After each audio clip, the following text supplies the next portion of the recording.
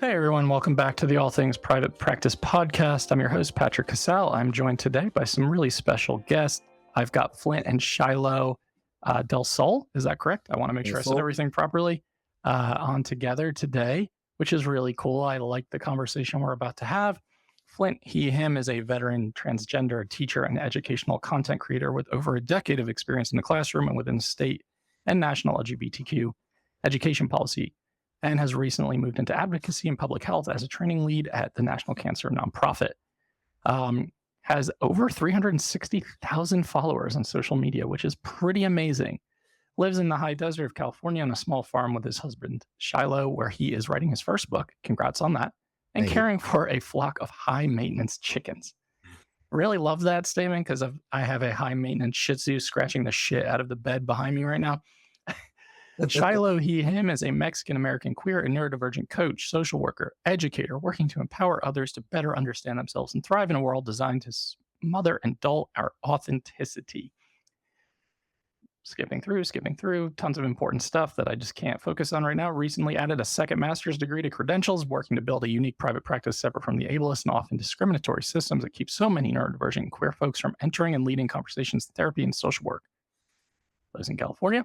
Proud father of 2 dogs, 2 cats, 13 chickens, and 65 thriving houseplants. Wow. My wife would be impressed and jealous at the same time. It is more than that for sure now. I think that we're probably up to 70 as I'm looking around. Good for you. You know, whatever brings us joy in our lives, especially as you transition into like this new space of working from home, creating your own businesses, and you have to have stuff around you that feels comforting, I think is really the most important piece. So today we are talking about how you are both kind of leaving systems, education, mental health, etc., embarking on this new journey together, starting a business together, and really taking on everything that comes with that. So out of curiosity, how does that feel in the moment? I think that I'll start. So I think this is the most terrifying thing that I've probably ever done in my whole life. And especially people who enter into education, a lot of us become teachers because we want security, right? There are a lot of things that make teaching really challenging.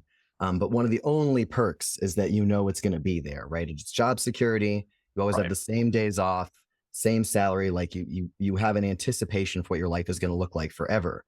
And I thought it was going to be my whole world until I retired. I had every plan to do that. And so it's very, very scary to suddenly pivot into a completely new direction. Yeah. It is both incredibly grounding and anxiety inducing, which is wild because it's taken me a long time to acknowledge that those two things could exist at the same time.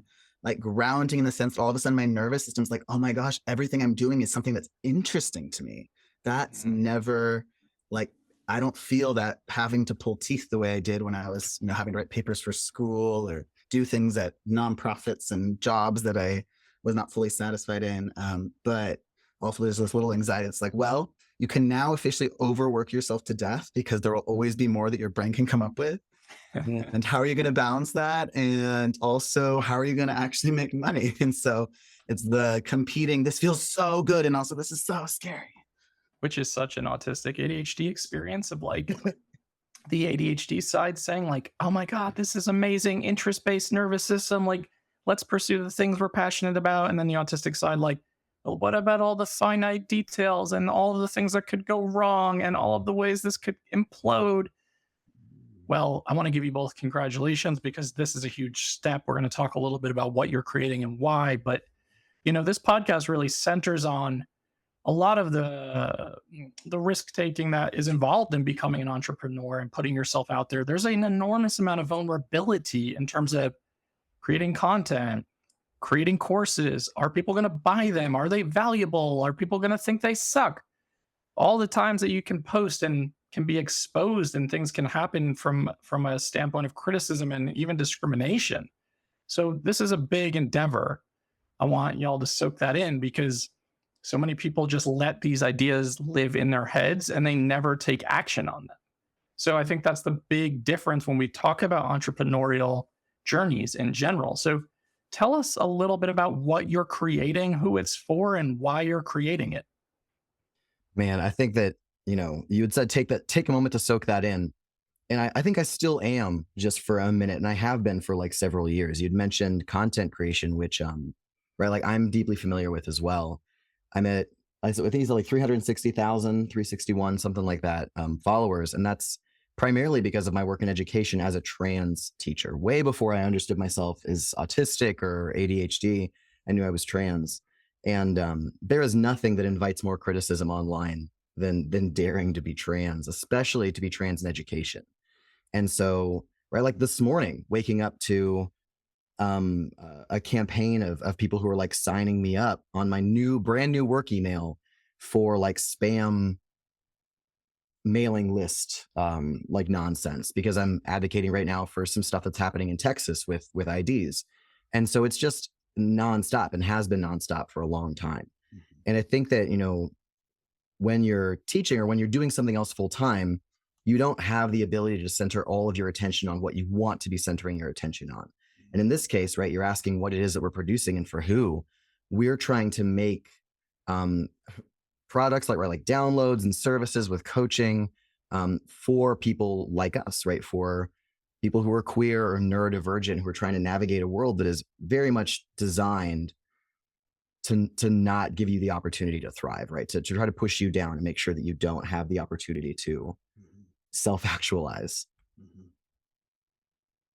Yeah, so much of this work is helping other people with our identity. We've been really that your episode on identity-based businesses has really helped us understand the importance of helping people like us in the impact of what that has on us as entrepreneurs. And we're just really excited to finally be in a place where we've had time to understand ourselves, to learn how to regulate it ourselves, and be in a partnership that's going to be able to withstand the stress of starting a business and pay it forward. Now that we feel we've had so much privilege around being able to have time to transition, unmask, and having the space to have coaching, workshops, and services for other people also trying to get out of survival mode. It's really exciting. I think that survival mode bit is so critical, right? Like the one thing that we definitely do have more than a lot of people in our position is time. Like we are in a situation in which like our living situation is really stable. And if we went a couple of months without making any money, it would be okay. Most people who are trans don't have that opportunity. And autistic, right? And ADHD and all the intersections between those identities. And we've lived lives up to this point, right? We're both in our mid-30s where we've tried to take this work and we've been cramming it into the corner of our lives, doing it in small bits, and have never been able to dedicate all of our time and attention to it. And so, yeah, it's a big, terrifying jump from there to here. That's really a great summation. And I think the terrifying jump is real. And I also think the time component that you mentioned is such a luxury that a lot of people don't have. So for so many entrepreneurs, right? Like for those who want to have autonomy and freedom and kind of design their day to day, which is hugely important for me and for so many people, especially neurodivergent people, especially autistic ADHD people. The time is so important. It's so precious. It's that resource that we don't get back. And I know that until you can really immerse yourself in it, in the journey, it's so hard to create the thing you want to do. But there's a catch-22 of like, but in order to do this thing, I have to leave this security behind. And that is fucking horrifying. So to put it mildly, just saying that, can you tell me a little bit? And one, I want to just circle back. Like one, that sucks that people are doing that to you. I think it's so courageous and so brave for you to just be open and public and just continuously endure. Because I recognize, like, even as an autistic person, I still have an enormous amount of privilege. So like, I don't really necessarily concern myself with what I'm posting on a day to day in terms of repercussion or ramification. And I think that just is an additional layer when we have these intersecting identities that open us up, not just for vulnerability and criticism, but potential danger as well. So I don't really know what I want to say with that. I just want to name it, and acknowledge that. And it's a polarizing time to be just talking about any of the stuff we're talking about, because we're leading into a really hellacious election landscape, and like there's a lot on the line. So I just want to give you both credit for just stepping into what you said before, just self-actualization and just saying like I'm going for this. So just really gonna give you that. And I think that's a huge thing. Now, in terms of a breaking point, you were an educator, you were in mental health. Do you have breaking points that were like, this is why I'm leaving this behind? Because I do, and I talk about it a lot. I think we all do, right? So do you mind if you want to share that story or any of that context? Absolutely. I think we had mentioned that you usually have like a time limit on these podcasts. If anything, this is going to be the thing that takes us over, and it's going to be worth it, I promise. Because when we're talking about like queerness, there's often like the coming out, right? Like the moment where you come out is queer. And a lot of people who are not part of the community don't understand that you actually come out about 1 million times over the course of your life, not only to just different people, but also you kind of are coming out to yourself over and over again. Like before I was a trans guy, right? I identified as non-binary. Before I was non-binary, I was a lesbian, right? There were like little bits that get you closer and closer. So like, I like to call myself a lesbian alumnus. Like, I think that that's an important, and so like, it's the same thing with having these realizations, these breaking points, that I have absolutely can point to several moments that got me closer and closer to the end breaking point. Because my real big end breaking point wasn't even from teaching to here. I was working at a nonprofit that my last day is Friday. And so like I turned in my 2 weeks a week ago. I was working at a nonprofit, and it was supposed to be my way out of education. And I had a friend who had a really traumatic and horrifying experience at a hospital. So another trans guy who had a life-threatening emergency and was being treated like less than dirt at this hospital, which is really common again for trans guys and for trans people in general. And so I knew I had to go get him. And this is an LGBT-focused organization that I'm working at who should understand these things. And I was not able to miss a meeting to go get him. Like the meeting couldn't be rescheduled. It was critical, right? I had to be there. And so I'm sitting there on the freeway, like fumbling with my phone, trying to get it to connect to Zoom as I'm going to try to pick somebody up from a hospital who's just had this horrifying experience. I'm like, why am I doing this to myself? Like, why am I submitting myself to this kind of moment when I don't have to, right? I know I have the audience and I have the skills and I have the product, right? I have all these things laid out that I know I can be doing. And the only thing that's keeping me from not doing it is the fear of a safety net. And at some point, it's just not good enough, right? It's not good enough to say, I want to be making, less than I'm worth even there, in order to have these continually traumatic experiences that are just continuing to pile on an already really challenging life. And so that was like the big one from this to this business that I'm doing with Xilo now. Yeah, I think those elements of needing a space where we can be fully authentic, in control of our safety and needs, and have a flexibility were the breaking points for both of us. Throughout getting my master's in social work, I thought I would go the traditional route of graduating, getting my hours under a supervisor at a big social work organization or agency. And the more I engaged with internships and environments, I realized I got my master's in social work because I know I need to have my own practice and business, because I need that flexibility and control and ability to be myself. And unfortunately, my social work program continued to actually push what it's supposed to look like. And I was really struggling with, having to actually mask a lot as a therapist, and struggling with internships that were really harmful, and the cognitive dissonance between how things were being managed and what I knew, at my core, for the people I want to serve was needed, was so much that I finally, worked a lot with my own therapist to unlearn what I had even learned there in my program to I can do this without continuing to give my energy, time, and money to a system that is still not designed for neurodivergent or queer people. And that includes the Association of Social Workers, right? And so I really, when I was getting ready to graduate, I'm not going to apply for the traditional social work jobs. I'd already had, individual coaching clients for a few years, and have extensive work in coaching in various capacities. But ultimately, that was the most recent turning points. Of course, as unmasked neurodivergent people who've lived many lives, we have many turning point stories, but definitely the most recent was realizing that there's no agency that's going to be perfect for me. And it's not worth all the energy it takes because our energy is so limited that we have to make these really careful choices. And in many ways, we don't have a choice. We had to take this risk because it was elevating our nervous systems too much to have someone else be in control of our safety.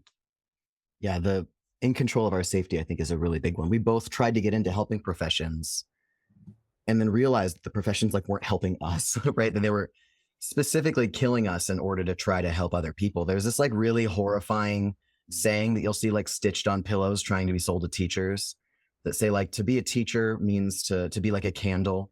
You eat yourself to light the way for others. It's that is a horrifying thing to throw down in front of teachers to say this is how you're going to be. And so, right, Xilo was in the Peace Corps and I was in education. Both of us were in education.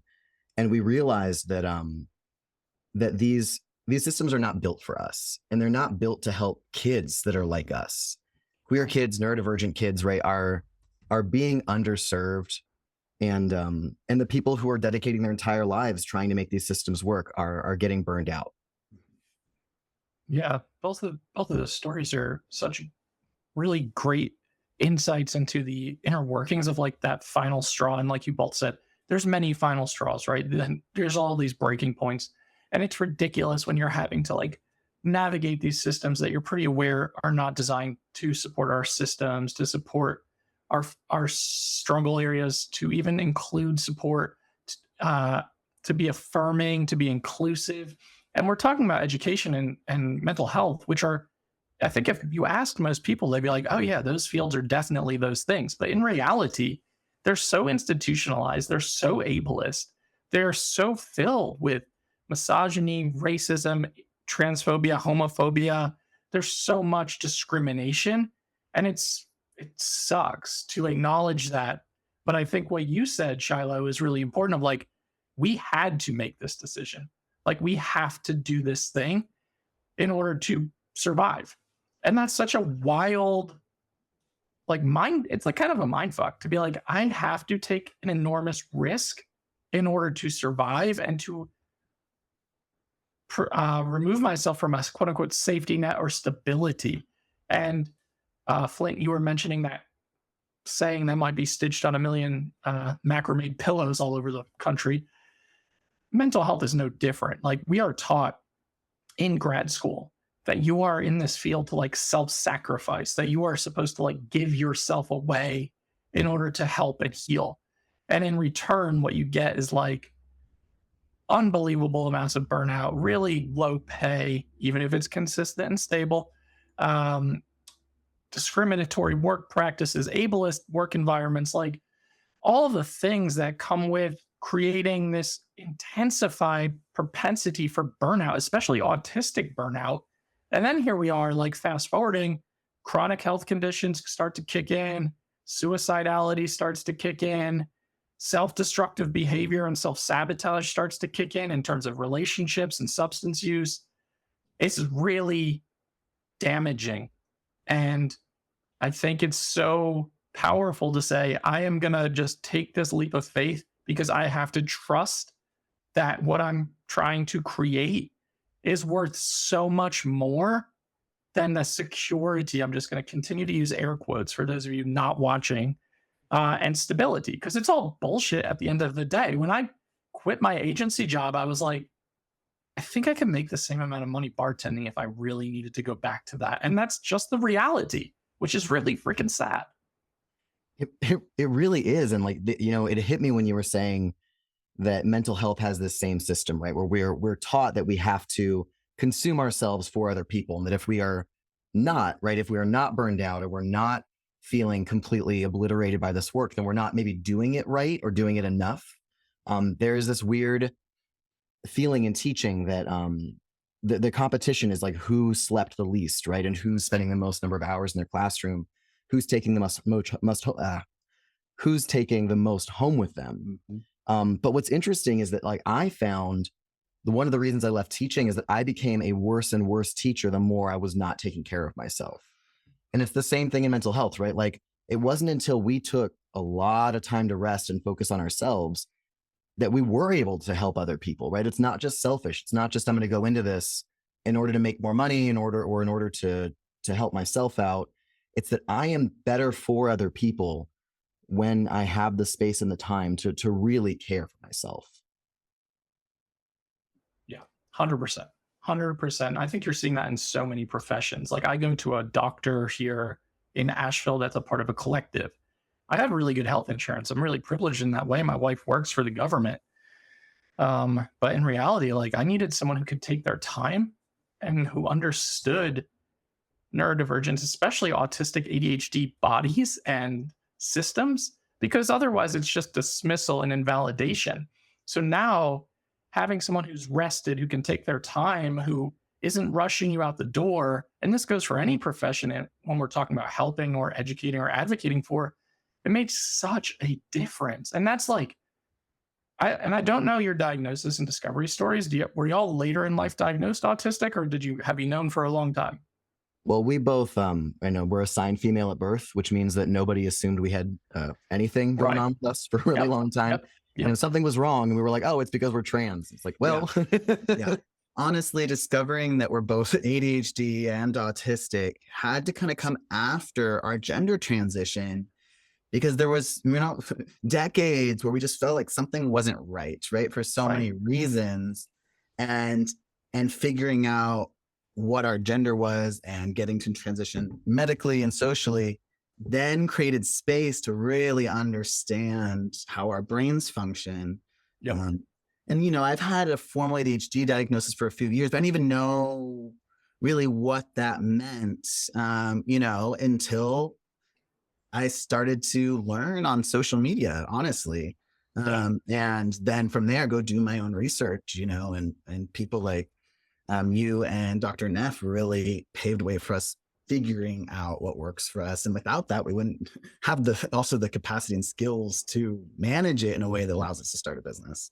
I want to speak to the diagnosis part of this too, because I know that people who are LCSWs and everyone else have been like critical of social media diagnoses, right? Like, and I think there's definitely room for that. I hear you. And especially for trans people, formal diagnosis carries something with it that it does not for cisgender people. Like there's Missouri right now is going through a system where they're trying to restrict trans people from being able to change their gender markers in their IDs. And that comes a year after the attorney general in that state tried to make sure that if you'd ever had an autism diagnosis, that you could not seek gender affirming care.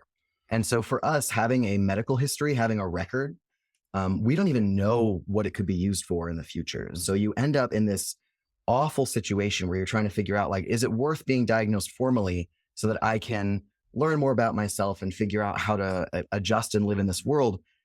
Or if I do that, is it possible that my own medical history is going to be used against me in a way that keeps me from being able to live like as my gender, which can be horribly dangerous, right? Like if you saw this face, for everyone who can't see me, I'm very handsome.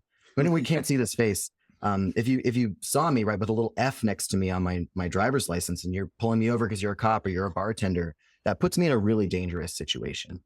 And so social media has played a huge role in doing what trans people have already been doing for decades, which is crowdsourcing our healthcare in order to take care of ourselves. Yeah. Oof, the healthcare is a whole nother conversation. Yeah. Talk about self-advocacy, and really resonating with you, Patrick, being able to find a doctor that has cared for themselves enough, because so much of this work comes down for how much from how much any provider is caring for themselves and giving them space to really be present to what's going on for you, and also having their own capacity to advocate for our needs as autistic ADHDers and trans men. It's I want to That's unpack what you just said, Flint, because it's so powerful, so important. Like, try to get this mic closer in my wonky setup. Trying to collect my thoughts too, because I want to unpack some of what you said in general. Self-diagnosis, right? We're in this era where people are coming out autistic, ADHD, more and more, and there's so much like discrimination, ableist shit that happens, right? Like, oh, people are just looking for accommodations. People are just looking for benefits. They're just like seeking this out. First of all, as 3 autistic ADHDers, I don't think you want this day to day of what it is like to exist in this brain and in this body. First of all, like, I would not go seek this out purposefully if I didn't have a choice to not do that. So first and foremost, no one's fucking doing that. Second of all, when we talk about social media diagnosis, it is powerful and it's valid. And I think that if we're going to support the neurodivergent affirming movement and the neurodiversity affirming movement, self-determination is a huge component of this. So that means however you choose to identify, however you got to that conclusion. And Megan and I talk about this on Divergent Conversations, and I'd say, as a clinical psychologist, she and I share similar viewpoints, but hers might be a little different than mine. And I think because she respects the diagnostic process so much, but there is that realization of like, it's not always a safe thing to pursue diagnosis, or it's not accessible. But the reality is, like, you watch a 30-second TikTok clip and all of a sudden you're autistic. I always encourage people, like, use that 30-second TikTok clip as like an entrance way, and then maybe do some self-assessments, and then maybe do some exploration. And if it feels like the shoe fits, then wear it. And ultimately, I think that is all that matters. And I really wish that society in general did not care how we choose to identify. And we know that's just not the case. So by openly stating, this is who I am, these are my identities, that is advocacy at its purest form. So both of you are doing that. And, you know, I know there's so much risk involved.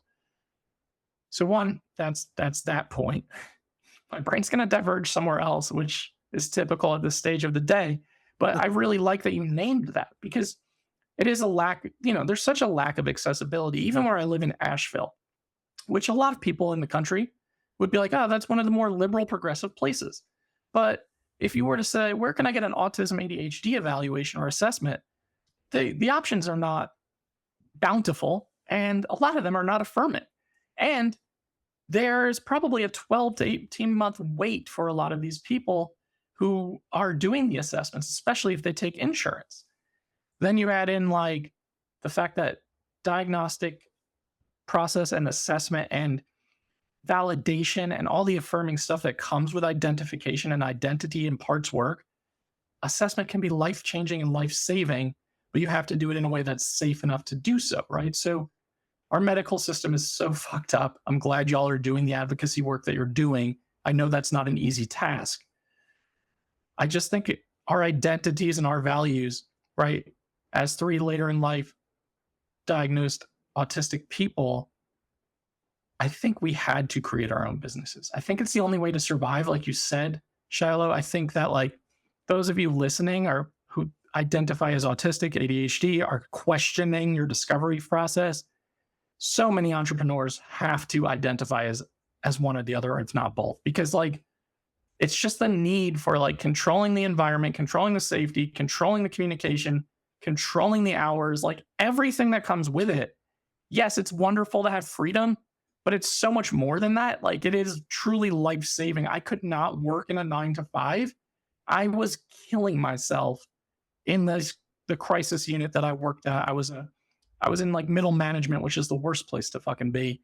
And I was pulling 80-hour work weeks, and it was non-stop. And to the point I ended up in the hospital, and you still try to convince yourself, I can't leave though. They need me. Like my staff needs me. My clients need me. And you know how long they took to fucking replace me when I put my 90-day notice in? 1 day. Yeah. And I was like, Yep. Okay, this feels like dead man walking. I need to get out of here. This is unbearable. But the fear of the lack of safety net and consistency and routine and structure, which all sounds counterintuitive now as an autistic person saying that out loud, was the stuff that kept me there. And Flint, you mentioned like having to almost burn yourself out enough to then eventually say, now I can start my business. I'm finally burnt out enough where I get to leave. Yeah, it's hard, having neurodivergent conversations because I had like 9 things I wanted to say as you were talking, but it was also so good and important. And I was so clicked into what you were saying that now it's like all gone, but who cares? I think that especially right, that point of I can't leave them, right? I can't leave them. And this is something, even as we're developing this business now, so much of it is we're already underselling ourselves. Well, can we make this free? Can we have some sort of mutual aid? Can we, before we even had anything out the door, we're trying to figure out how to give more of ourselves away for free because we are built that way. We're built to want to help people. But right, you can't, you have to also survive. And this was the thing I was faced with when I was leaving teaching, right? Because I left teaching for a much darker reason that I left this nonprofit, right? I left it because I was a trans guy teaching in one of the reddest parts of Southern California. And I was transitioning publicly, right? I was the summer after getting top surgery and starting testosterone, very clearly and visibly changing the way that I looked and presented. And I was also like really openly queer. I had the club in my classroom and I had a library for students right at the beginning of the book banning wave that came in 2022. And I was very literally going to die in that classroom, like from someone else or something, right? Like something was going to happen that was going to end my life. And I believed completely that was going to happen. And I still couldn't walk away because there are like 40 queer kids in that school. The idea of leaving them by themselves, knowing that void was going to get filled with someone who was not going to be as attentive, who wasn't going to be as knowledgeable, and that they were going to be by themselves, that was worse than anything I could think of. I would have rather died. And it was really impossible to choose to step away from that. And I think that, Xilo, you've had this experience in some ways too, right? Like the idea of moving on, even for yourself, like you don't feel worth it enough to you sometimes. Yeah, it's taken so much work in self-worth. You mentioned parts work earlier. I mean, parts work, self-compassion, just learning how to prioritize ourselves and realizing that while it feels like if we leave, right, the really helpful nonprofit or education space where we're actively helping people, that those people will go without support, but we can't support anyone if we're not alive.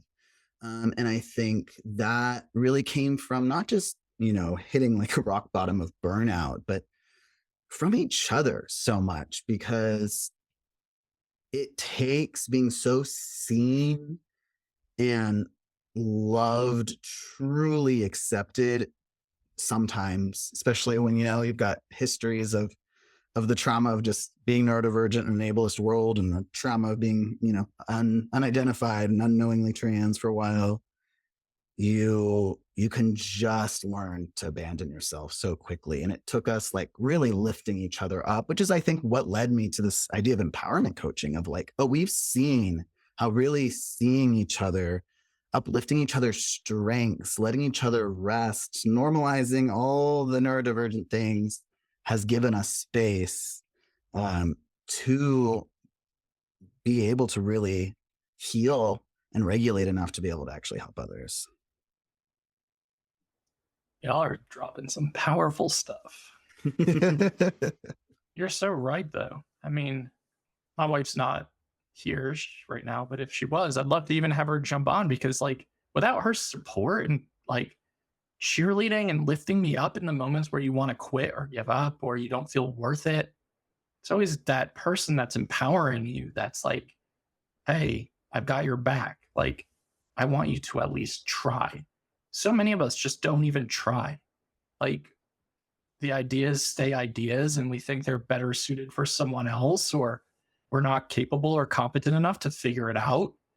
And then you start to realize like, but I can help other people do all of these things that I can't do for myself. So it's just like, I think that's very human nature of us, especially for those of us who have really harsh inner critics or trauma experiences, like to really default into that mindset of I'm not worthy, I'm not good enough, it's not deserving. And it's just like, I don't know, I think it's that pressure and that desire to continue to keep pushing forward through that mentality that has kept me going through a lot of this stuff. And I would say now that the self-doubt that I experience is still there pretty intensely, but it's no longer like driving the car anymore. It's like sitting in the passenger seat, and like I can acknowledge it. I can recognize when it's intensifying.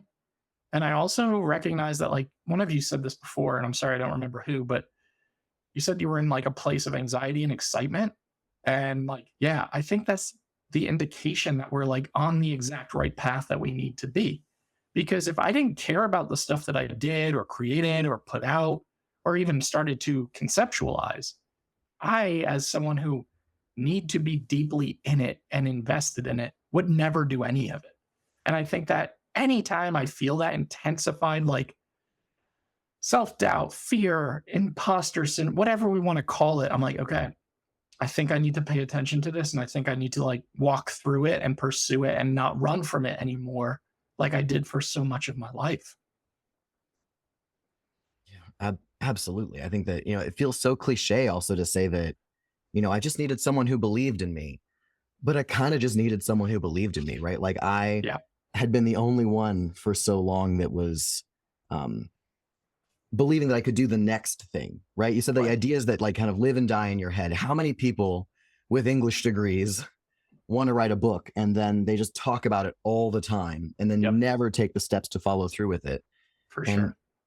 And now, right, my draft is due in November, and it's amazing. Or like, oh, we should quit our job. Like the number of times I've heard we should just quit our jobs and blank. Yeah. And then like, it sometimes just takes having someone saying like, no, I think we could actually quit our jobs. Like, I think we could actually do that.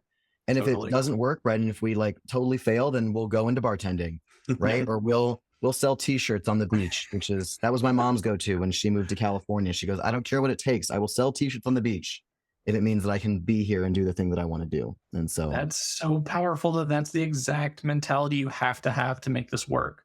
Is like, I am willing to do basically whatever it takes to continue to sustain this vision.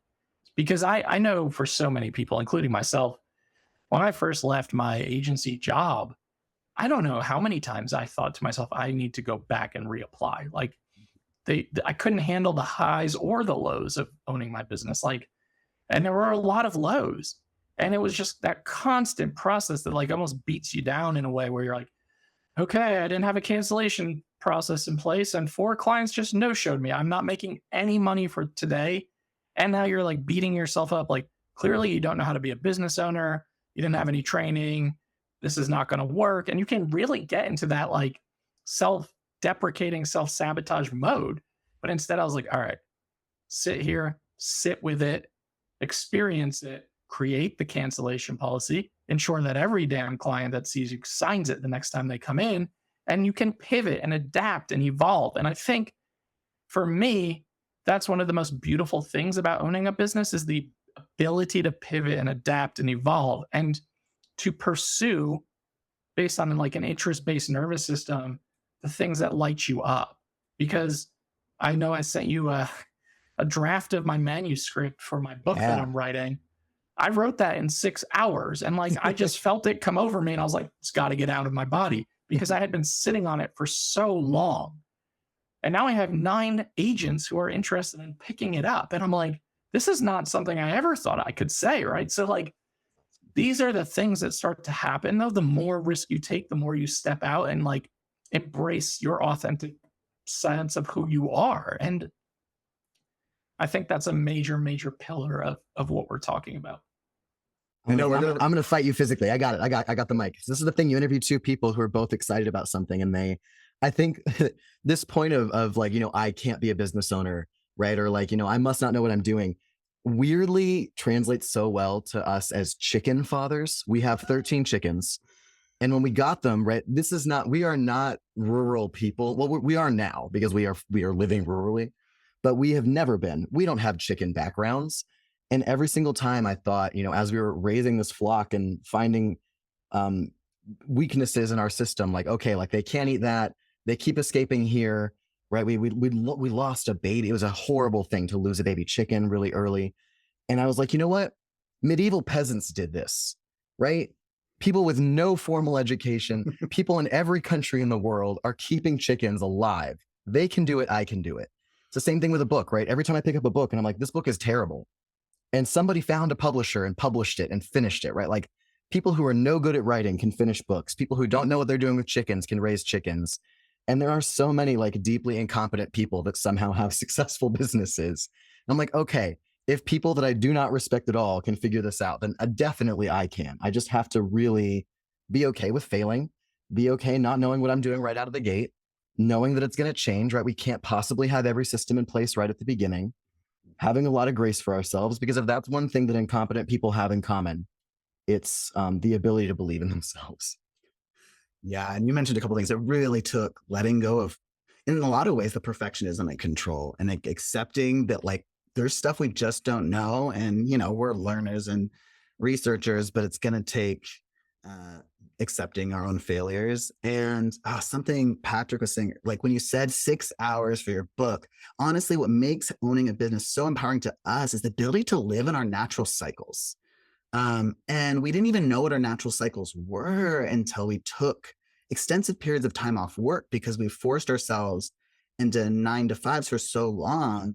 And it took so much deconditioning of both ableism and capitalism to realize, like it's okay to let myself lean into this energy I'm feeling right now to produce something for, 12 hours straight or whatever it is that like just excites you and gets you going. And then know how to manage what your body needs during that time, how to recover from it to allow, just the kind of natural ebbs and flows that are possible when you are managing yourself and learning what that is. And it's always going to be changing, accepting that it'll always be changing too. Damn. I feel like we could talk for like 2 more hours right now. Probably. Yeah. Because all right, everybody, here's now hour 2 of this podcast. We're gonna my transcription person and my editing person may hate me, and my voice, but we both just made such good points, and I'm trying to hold on to both of them so I can respond to them. So Flint, you mentioned like the chicken farming. I didn't know what I was doing, right? You read books where you're like, this is terrible, but it got published. So often people are successful because they just do it.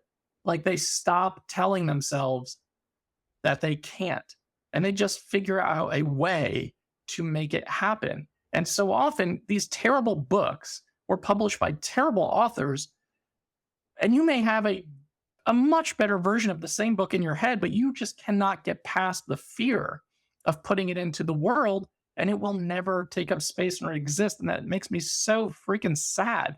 And you also said, like, I didn't have someone to empower me.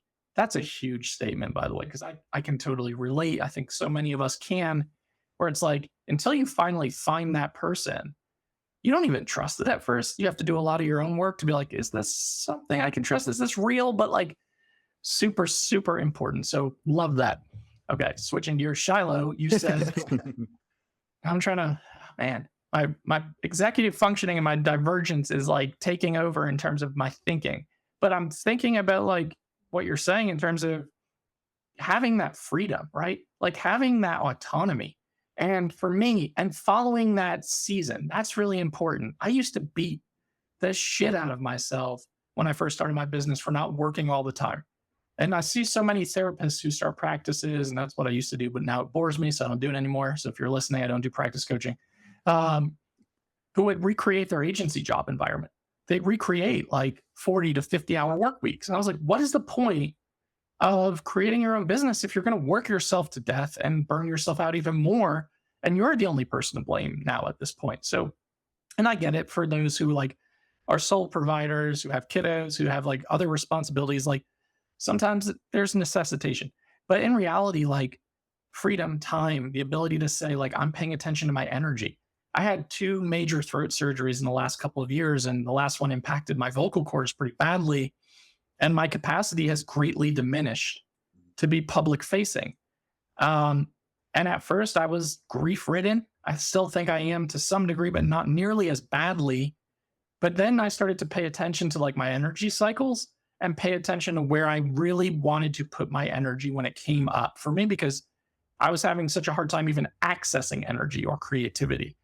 And then once I started feeling that burst or that spark again, following that gut instinct, if Cindy Miller is listening to this, she always tells me about how I need to follow my sacral energy and doing my human design readings. It's the woo-woo hour. I'm like, yeah, we could go for another hour with our curanderos. It's totally not my jam, but everything she did in my human design reading was like spot on in terms of being a generator and how my energy shows up. So like, I'm trying really hard to just pay attention to those cycles of energy instead of trying to force it, instead of trying to tell myself like, you should be doing this, you should be working, you have all this free time. Because that's what happens at first. You see that in your calendar, and you do have to grind a little more at first, I think, when you're starting, when you're launching. However, it should be in a way that meets your needs and like supports your system. And I think that's really an important piece, is like the seasonal portion of this, like following that energy. It's going to shift. It's going to evolve. You're going to have to cultivate it again. Sometimes it's going to overgrow. Like, it's going to be like a garden in a way, and you're going to have to really take care of it and pay attention to it. And I think the intentionality is huge. And I think that when we find these like values aligned ideas and business ideas and creative processes, especially as autistic ADHDers, pursue the shit out of it. Like, pursue the things that you find are really aligned with your values, and life will feel so much more fulfilling in that way. Absolutely. The seasonality, right? Like weirdly, this is so in line with content creation, right? Like on making stuff for the internet, which is something that I've been doing for like 3 years now since I started transitioning. And it's just so perfect because it has immediate feedback that tells you that if you're trying to make something when you're not feeling it, other people know. They know when something is being made inauthentically just for views. And those things don't do well. Anytime I've ever grown considerably as a content creator has been when I'm saying something almost immediately off the cuff, when I was feeling it in that moment and using it as a way to process a thought. Absolutely. My millions of views videos are the ones that are the most authentic. And I think that's why social media, why I honestly will defend social media until the end of my life, probably, is as much as it's hurt me personally, right? Like, I'll keep going back to her because it really does reward authenticity in the right circles, right? If your algorithm is attuned to that kind of work, then that's what you're going to get. And there are days, right, or weeks, or, after I left teaching where I just didn't make stuff for a long time. And then when I was feeling it again, I started making again, and they were there, right? The audience was there and the community was there. Yep. And right, the trust that you can go and come back and it's going to be okay. And sure. When you try to push it and you try to just work through it, it's why I really don't do that much sponsored content. Like that could be my job, right? I could just do sponsored content. There's a ton of money there, but it would absolutely degrade the authenticity of my platform to do it as often as some other creators do, because they can tell, right? People who are watching what you're making absolutely know when you're speaking from a real place of authenticity. Yeah.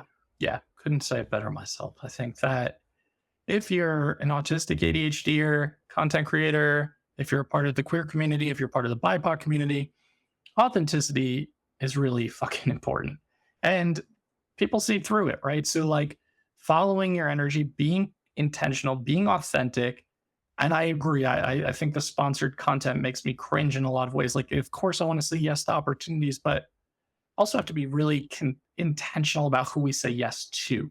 Yeah. That even happens with like divergent conversations, like we have so many subscribers and followers and downloads, and we cannot get that podcast sponsored. Yet we have had people approach us who like we just would never say yes to, because I cannot sell out to some of the online mental health therapy things that exist in this world, or the things I can't say out loud, so I won't get cease and desist letters sent to my house, like so many of my colleagues. But in reality, like I think that is super important too. And again, going back to like just our values and what we really anchor into, it really ensures that we are on a pathway that's going to feel really genuine to us and really connected and I think that's really important as well. And we've been shocked time and time again when we do that, all of a sudden energy opens up. The more we're authentic, we're like, whoa, I didn't know I had all this energy in me because I've created space by not masking anymore, right? Not pushing exactly anymore. And by trusting myself, because it takes so much energy to overcome the insecurities and fears and messaging that, you know, it's not okay to be that way. And it'll be forever that we're working on that. But being in communities like this with like-minded entrepreneurs and neurodivergent entrepreneurs is so important, because we'll forget, like, as much as we have a list of all the things we've hated about every job we've done, we're like, okay, don't do those things. Like, it's going to sneak back in because we get the messaging constantly. For sure. So this community is so important to us for that accountability of like, maybe you're feeling this way because you've like strayed from your original plan of being really authentic and flexible and not working too much. And that's so important, those reminders. And that's so much of what this podcast has provided for us. Well, really appreciate you guys supporting. Like, I think you DM'd me initially, Flint, like, oh, my partner watches your stuff. And I was like, oh, okay, cool. I didn't know who you were. I clicked on your profile. I was like, oh, this looks pretty cool. Start following you. It's just fascinating how stuff like that can happen, and then staying in like communication and connecting that way. So really cool to get to know both of you, and really cool to see you start to like really dive into this business together. And I wish you nothing but success and good luck on this venture. I want to support you however we can. And at some point in time, have you on Divergent Conversations too. We're doing like collections and series now, which Megan really loves. And right now we're in the thick of OCD series. But I would love to do more. I would love to actually tell the story of exactly what we just did, because I think it's so valuable to the neurodivergent community and the queer community. So again, thank you for, you know, just shooting your shot and be like, can we come on the podcast in a way? Or like, we listen to the podcast. I think that's awesome. And I want to definitely stay connected. I'm excited to read your book. I'm excited to follow all of your journeys, and your chicken videos are hilariously amazing. So I love those too. Thank you. Yeah, it's wonderful. And we, of course, anytime you want us to come anywhere and speak into a microphone, we could just take one to Applebee's and we could just hang out. It doesn't have to be plugged into anything. Yeah, we're here. That was my first restaurant job, was in Applebee's in Plattsburgh, New York, while I was in college, and it was a shit show, as you can imagine. I believe that. Yeah, we're excited. We love the idea of relationships being based in podcasts. Like, artistic brains, like, oh, what if our friends are just like scheduled podcast conversations? Like, ooh, this is a fun way to interact with other people in our world. It's people that, like, you know, rarely ever leave the house and interact with other people. Like, ooh, this Trust is me. Love it. Yeah. Yep. Absolutely. I tried to count the other day, like, how many times this week did I leave the house? Because my wife has this, like, we have this kind of understanding where she'll come home, the curtains will be closed, everything will be dark. I'll probably be watching like Game of Thrones, Lord of the Rings, I don't know. And she'll be like, oh, it's one of those days, you're not speaking today. And I'll be like, yeah. She's like, did you leave the house? And I'm like, no. She's like, do you know the last time you've left the house? I'm like, I think it was like Thursday. She's like, today is Thursday. I'm like, oh shit. Well, and I have absolutely no idea. So relatable. Heard. Can you tell the audience where they can find your new venture and everything that you've got going on? And we will link it to the show notes too, so that everyone has easy access to everything that Flint and Xilo just talked about and all of the things that they are working on together. Absolutely. So you can find us at delsolcoaching.com. That's where it's our new beautiful website where we have services in coaching, personal coaching, executive coaching, consultation. We also do workshops and speaking opportunities. And then you can find us both on Instagram. I'm at just Flint is fine, and Xilo is at Xilo Xilo, as is the normal spelling, Del Sol. And that's where we are. Mm-hmm. Really cool. Thank you both for coming on, and just congrats on everything that you're working towards and creating. It's really cool to see, and stay in touch for sure. Absolutely. Thank you so much for having us. Thanks, Patrick. So nice to get to talk with you and meet you. You're very welcome. To everyone listening to All Things Private Practice Podcast, new episodes are on every single Saturday on all major platforms and YouTube. You can like, download, subscribe, and share. Doubt yourself, do it anyway, and we'll see you next week.